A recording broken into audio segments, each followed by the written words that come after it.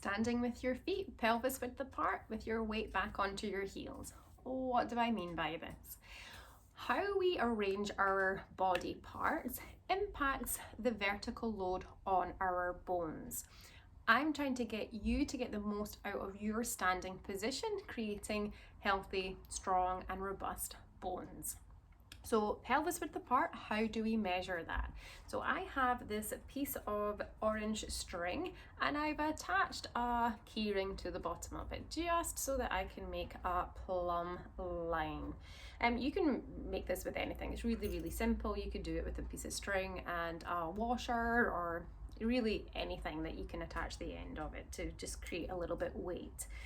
I'm going to get you to stand up and we are going to find your hip bones at the front of your pelvis. So I refer them to as hip bones during the class. Their anatomic name is anterior superior iliac spines, the ASIS.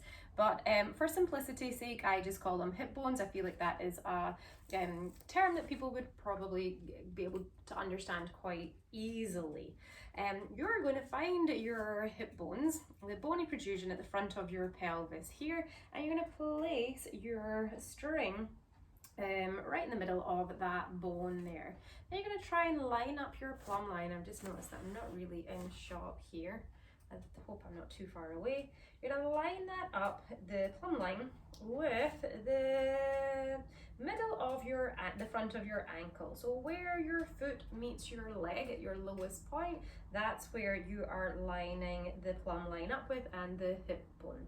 We're going to do the other side. You're going to place the string at the front of that hip and try and line up the plumb line with the middle of the front of your ankle. So I feel like I'm a little bit too close in there.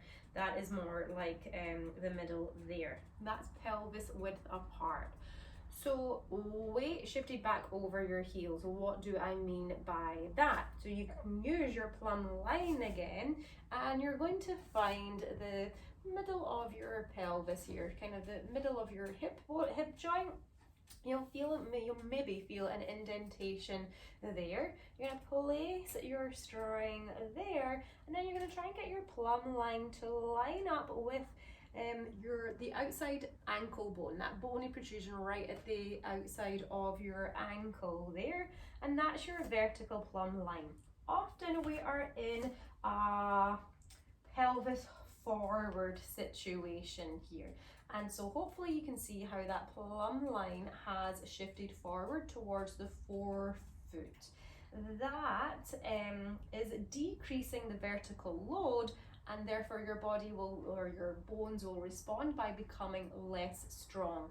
So by shifting that pelvis back, your weight back onto your heels and lining up that plumb line with the outside ankle bone, then you are loading your bones more vertically, and therefore your body's going to respond and going to help create healthy, strong bones.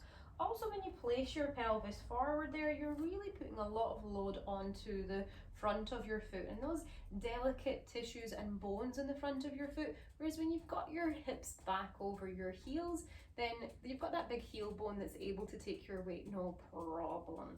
So sometimes even the position of your pelvis can have an effect on some foot issues going on.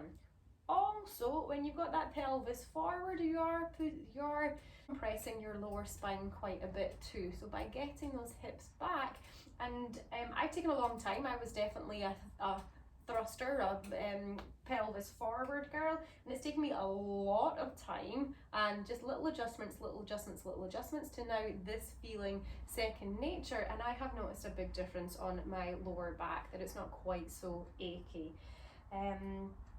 It's going to be a lot harder to get your hips stacked over your heels if you are in a positive heeled shoe, so be aware of that. And play around with it. So it's not just this is what's a comfortable position. There is actually a little bit of theory to it, and there is also a way of measuring it.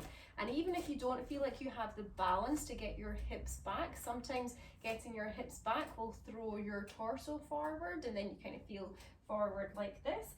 But over time, just little habits over time, little by little, getting those hips further back over your heels is going to help greatly. One more thing, sometimes when I say weight back onto your heels, people will think head and shoulders over the heels, but the pelvis is still forward. So it's not that, it's about getting the hips back, the pelvis back over your heels, and lining up the middle of your hip with that ankle bone. So give it a shot and see how you get on. Thank you very much. Bye.